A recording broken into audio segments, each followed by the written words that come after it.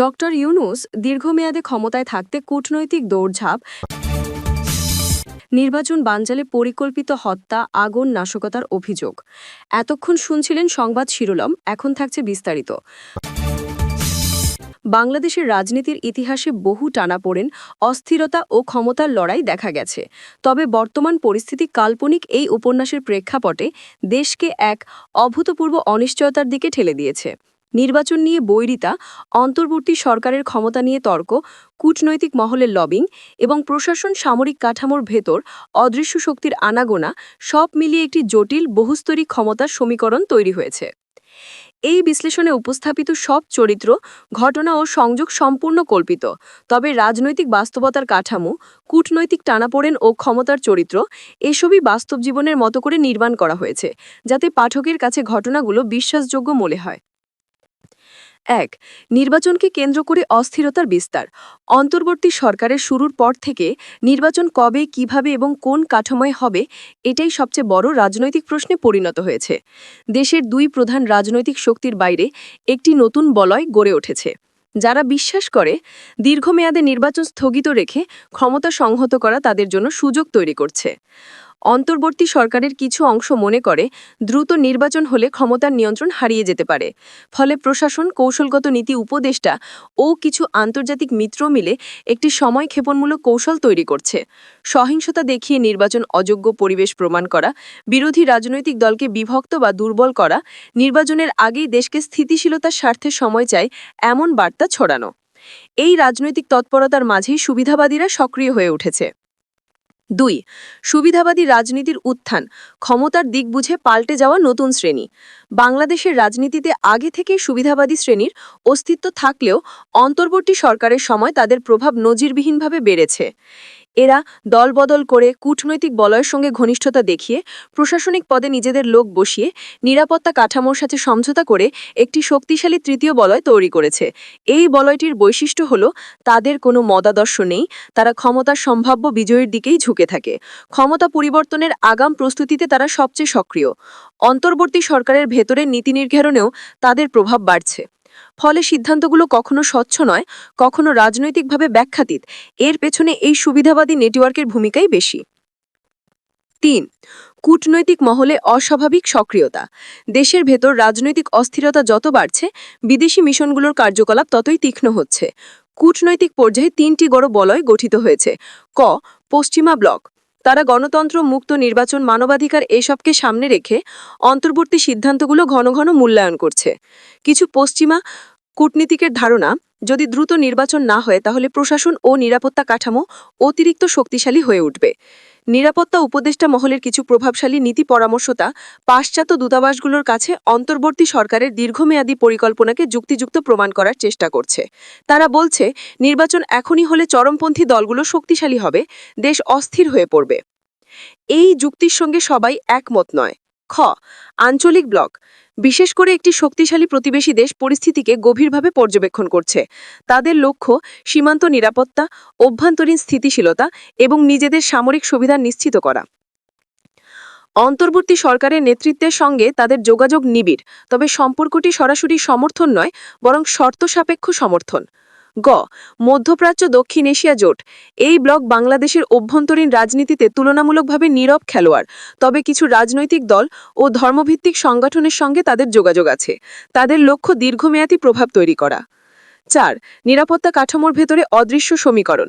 এই ঔপন্যাসিক বিশ্লেষণে বাংলাদেশের সামরিক কাঠামোর ভেতরে দুটি অনানুষ্ঠানিক ধারা সক্রিয়।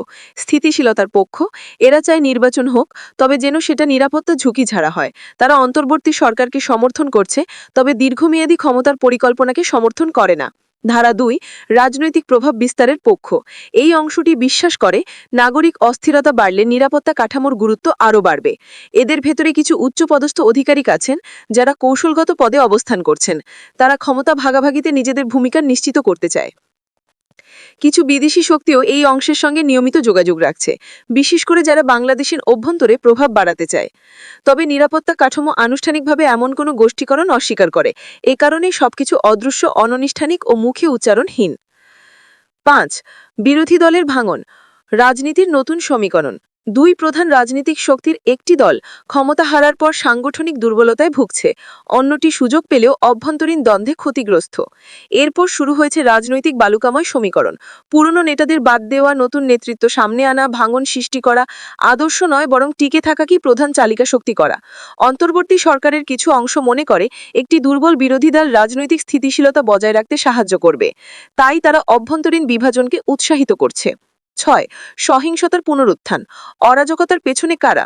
দেশব্যাপী নাশকতা, অগ্নিসংযোগ, টার্গেটেড হত্যাকাণ্ড এসব ঘটছে এবং দুটি শক্তি একে অন্যকে দোষারোপ করছে। বিশ্লেষকদের মধ্যে কয়েকটি ব্যাখ্যা প্রচলিত। কিছু রাজনৈতিক শক্তি ইচ্ছে করেই সহিংসতা বাড়িয়ে দেখাতে চাইছে। দেশে নির্বাচন উপযোগী পরিস্থিতি নেই, এতে নির্বাচন পিছিয়ে যাবে আর অন্তর্বর্তী সরকার আরও সময় পাবে। ব্যাখ্যা 2. ধর্মভিত্তিক ও চরমপন্থী সংগঠনগুলো সুযোগ দেখে নিজেদের নেটওয়ার্ক পুনর্গঠন করছে। তাদের লক্ষ্য বিশৃঙ্খল রাজনৈতিক পরিবেশের সুযোগ নেওয়া, নিজেদের অস্তিত্ব স্থাপন করা। ব্যাখ্যা 3. তৃতীয় এক শক্তি সুবিধাবাদী বলায় সহিংসতা ব্যবহার করছে ক্ষমতার দিক পরিবর্তন বোঝার জন্য। যেখানে অসন্তোষ বেশি সেখানেই তারা নিজেদের প্রভাব বাড়ানোর সুযোগ পায়। যদিও এসবের কোনো প্রমাণ প্রকাশ্যে আসেনি, কিন্তু গুজবই রাজনৈতিক উত্তাপ বাড়িয়ে তুলছে। 7. কূটনৈতিক চাপ, আন্তর্জাতিক মাধ্যম ও দেশের অভ্যন্তরীণ বাস্তবতা। বিশ্ব মিডিয়ায় দেশটির রাজনৈতিক পরিস্থিতি নিয়ে রিপোর্ট প্রকাশিত হচ্ছে। এতে যেমন মানবাধিকার পরিস্থিতি, নির্বাচন নিয়ে অনিশ্চয়তা, বিদেশি স্বার্থের দখল নেওয়ার প্রচেষ্টা নিয়ে আলোচনা হচ্ছে, তেমনি দেশের ভেতরে রাজনৈতিক প্রচারণাতেও এসব অতিরঞ্জিত হয়ে ছড়িয়ে পড়ছে। এই সমীকরণে বিদেশি রাষ্ট্রগুলো বাংলাদেশের সিদ্ধান্ত প্রভাবিত করার চেষ্টা করছে, তবে প্রত্যেকে নিজেদের স্বার্থে। 8. সুবিধাবাদীদের চূড়ান্ত উত্থান, ভবিষ্যতের ঝুঁকি। সব বিশ্লেষণ বাদ দিয়ে দেখা যায় সবচেয়ে বড় বিপদ সৃষ্টি করছে সুবিধাবাদীরা। এদের বৈশিষ্ট্য: আজ তারা অন্তর্বর্তীর ঘনিষ্ঠ, কাল বিদেশি দূতাবাসের সঙ্গে, পরশু বিরোধী দলের সঙ্গে, তার পরের সপ্তাহে আবার নতুন কোনো শক্তির পাশে। এদের কোনো নীতি নেই, এদের লক্ষ্য শুধু ক্ষমতা যেদিকেই যাবে সেখানে আগে পৌঁছানো। এই বলয়টি যত শক্তিশালী হয় ততই সিদ্ধান্তগুলো অস্বচ্ছ হয়, নীতি নির্ধারণ দুর্বল হয়, রাজনৈতিক অস্থিরতা দীর্ঘায়িত হয়, সহিংসতা ব্যবহারের প্রবণতা বাড়ে। 9. বাংলাদেশের ভবিষ্যৎ, কোন দিকে যাচ্ছে পরিস্থিতি? এখন বাংলাদেশের কাল্পনিক রাজনৈতিক পরিস্থিতি এমন এক মোড়ে এসে দাঁড়িয়েছে যেখানে 4টি সম্ভাব্য পথ সামনে। চাপের মুখে দ্রুত নির্বাচন, আন্তর্জাতিক চাপ, অভ্যন্তরীণ অসন্তোষ, অর্থনৈতিক স্থবিরতা। এই 3 কারণে সরকার হয়তো নির্বাচন ঘোষণার পথে যেতে পারে, তবে সংঘাতমুক্ত নির্বাচন হবে কিনা তা নিশ্চিত নয়। অন্তর্বর্তীর মেয়াদ দীর্ঘায়িত। যদি সহিংসতা অব্যাহত থাকে বা রাজনৈতিক পরিমণ্ডল খুবই ভঙ্গুর থাকে, অন্তর্বর্তী সরকার স্থিতিশীলতার অজুহাত দেখাতে পারে। এতে ক্ষমতার ভারসাম্য পাল্টে যাবে। নতুন জোট, নতুন ক্ষমতা বিন্যাস। সুবিধাবাদীদের নেতৃত্বে একটি নতুন রাজনৈতিক জোট বা শাসন ব্যবস্থার উদ্ভব হতে পারে। এটি গণতন্ত্রের জন্য ইতিবাচক নাও হতে পারে। আঞ্চলিক ও আন্তর্জাতিক চাপের কারণে সমঝোতা। দেশের বড় রাজনৈতিক দলগুলোকে নিয়ে একটি সমঝোতামূলক নির্বাচন কাঠামো দাঁড় করানো হতে পারে। বাংলাদেশ বর্তমানে এই রাজনৈতিক উপন্যাসের কাল্পনিক প্রেক্ষাপটে এমন এক গভীর রাজনৈতিক দ্বন্দ্বের মধ্যে রয়েছে যেখানে নির্বাচন, অন্তর্বর্তী সরকারের কর্তৃত্ব, কূটনৈতিক শক্তির প্রভাব, নিরাপত্তা কাঠামোর ভূমিকা সবই ভিন্ন দিকে টানছে দেশের চাকা। এই বহুমাত্রিক চাপের ভেতর সবচেয়ে ভয়াবহ বাস্তবতা হলো সুবিধাবাদীদের উত্থান এবং সহিংসতার পুনরুত্থান। এরা ক্ষমতার ফাঁকফোকর খুঁজে রাজনৈতিক স্থিতিশীলতাকে আরও ভঙ্গুর করে তুলছে।